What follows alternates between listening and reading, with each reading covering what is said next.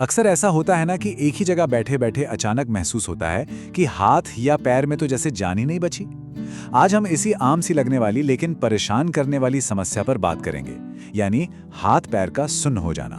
अरे हाँ, वो अजीब सी झुनझुनी वाली फीलिंग तो सबको पता है, जब हम कहते हैं अरे मेरा पैर सो गया।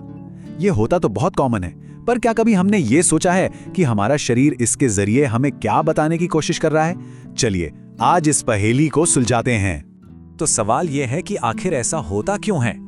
देखिए, ये सिर्फ एक अजीब सा एहसास नहीं है, ये हमारे शरीर का एक सिग्नल है। चलिए इसके पीछे के जो मेन कारण हैं उन्हें जरा समझते हैं। देखो, इस सुन्नपन के पीछे ना कई वजह छुपी हो सकती हैं। सबसे आम है पुअर ब्लड सर्कुलेशन, मतलब खून का बहाव ठीक से नहीं हो पा रहा, तो नसों तक पूरी ऑक्सीजन नहीं पहुंचती। कभी कभी ये शरीर की जनरल वीकनेस यानी अंदरूनी कमजोरी का भी इशारा हो सकता है, या फिर नसों से जुड़ी कोई दिक्कत। और हाँ, एक कारण तो हम सब अच्छे से जानते हैं, घंटों तक एक ही पोजीशन में टिके रहना। इससे नसें दब जाती हैं और फिर शुरू होती है वो झनझनाहट। तो ठीक है, प्रॉब्लम तो समझ ली, अब सॉल्यूशन की बात करते हैं।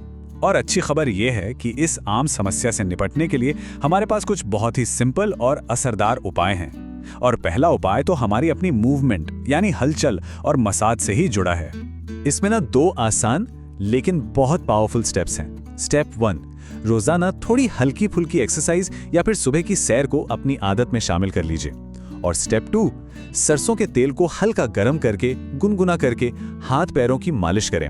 जानते हैं इससे क्या होता है? इसकी गर्माहट से ब्लड फ्लो तो बढ़िया होता ही है, साथ ही नसों को भी जबरदस्त आराम मिलता है। लेकिन बात सिर्फ एक्सरसाइज पर ही खत्म नहीं होती। हमारा खान पान और हमारी रोज की छोटी छोटी आदतें वो भी इस मामले में बहुत बड़ा रोल प्ले करती हैं। ये वो बदलाव हैं जो असर बाहर से नहीं बल्कि अंदर से दिखाते हैं। तो करना क्या है? सबसे पहले तो शरीर को अंदर से मजबूती देनी है।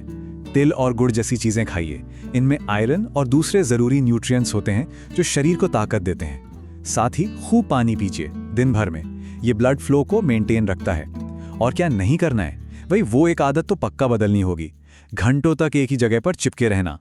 हर थोड़ी देर में उठना, थोड़ा चलना फिरना, ये नसों को एक्टिव रखने के लिए बहुत बहुत जरूरी है। अच्छा, अब आते हैं एक बहुत ही जरूरी, बहुत ही क्रूशल पॉइंट पर। देखिए, ये जो घरेलू उपाय है ना, ये नॉर्मल केसेस के लिए तो ठीक हैं, बहुत अच्छे हैं, लेकिन एक सिचुएशन ऐसी भी है जिसे बिल्कुल भी इग्नोर नहीं करना चाहिए। इस बात को जरा ध्यान से सुनिएगा। अगर ये सब उपाय करने के बाद भी हाथ पैरों में सुन्नापन लगातार बना रहता है, मतलब जाता ही नहीं है, तो इसे हल्के में बिल्कुल मत लीजिएगा। यह शरीर के अंदर किसी बड़ी प्रॉब्लम का सिग्नल हो सकता है, जैसे कि डायबिटीज या नसों से जुड़ी कोई और बीमारी। तो ऐसे में बिना देर किए डॉक्टर को दिखाना बहुत बहुत ज्यादा जरूरी है। तो आखिर में एक सवाल खुद से पूछना तो बनता है ना, ये जो हाथ पैर का सुन्न होना है, ये सिर्फ एक अजीब सी फीलिंग नहीं है, ये तो हमारे शरीर की अपनी भाषा है, उसकी आवाज है। ये हमें याद दिलाता है कि अपने शरीर के छोटे छोटे सिग्नल्स को सुनना, उन्हें समझना कितना जरूरी है, क्योंकि एक हेल्दी लाइफ की शुरुआत इन्हीं छोटी छोटी बातों पर ध्यान देने से ही होती है।